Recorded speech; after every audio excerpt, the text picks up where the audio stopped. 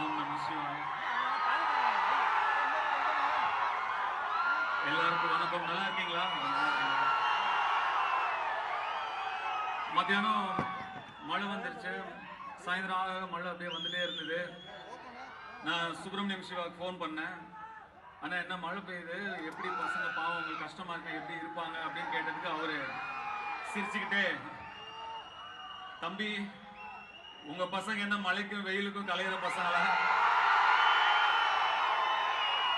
இடி இடிச்சா கூட இறங்கி அங்கதான் இருப்பாங்க, நகர மாட்டாங்க அப்படின்னாரு. இன்னும் கொஞ்ச நேரம் போக போக மழை நிக்கல, வர வேண்டாம்னு சொன்னாங்க. நான் இல்ல வந்துதான் தீருவேன்னு வந்துட்டேன்.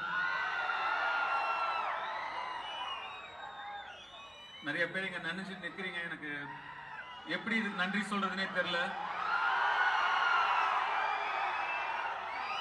இத்தனை அன்புக்கும் இவ்வளவு ஆதரவுக்கும் நிச்சயமா கடினமா உழைக்க மட்டும்தான் என்னால முடியும். எவ்வளவு முடியுமோ நான் அவ்வளவு உழைப்பேன். நீங்க என்ன நினைச்சு பெருமைப்படுற மாதிரி படைப்புகளை தொடர்ந்து நான் படைப்பேன். எனக்கு திருச்சின்னா எனக்கு முன்னாடி பேசின 2-3 பேர் சொன்ன மாதிரி திருடா திருடி தான் ஞாபகம் வரும். திருடா திருடிக்காக தான் நான் அங்க முதல் திருச்சி வந்தேன். இங்க ஒரு 40-45 நாள் இருந்தேன். சுப்பிரமணியம் சிவா தான் என்னை கூட்டிட்டு வந்தார் திருச்சிக்கு. அவர் தான் திருடா திருடியோட இயக்குனர். அப்போ காதல் கொண்டேன் இன்னும் முடியல, ஒரு 5 நாள் பேலன்ஸ் இருந்தது. ஆனா திருச்சியில முதல் நாள் இங்க ஷூட்டிங்.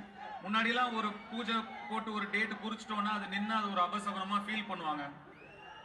அதனால அங்கேயும் இங்கேயும் ஷூட்டிங் நிறுத்த முடியல. காதல் கொண்டேன் அந்த 5 நாள் எடுத்து முடிச்சாதான் ரிலீஸ் ஆகுங்கிற ஒரு கட்டாயம். அதனால அங்கேயும் ஷூட்டிங்கை நிறுத்த முடியல. ஸோ அங்கே சாயந்தரம் ஒரு 6 மணிக்கு ஷூட்டிங் ஆரம்பிக்கும்.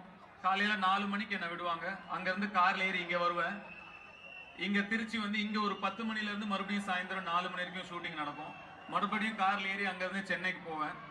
அங்கே மறுபடியும் ஷூட்டிங். இந்த மாதிரி மாறி மாறி 4 நாள் போயிட்டு வந்துட்டும் காதல் கொண்டேனும் திருச்சியும் திருடா திருடியும் மாறி மாறி ஷூட்டிங் நடந்துட்டு இருந்தது.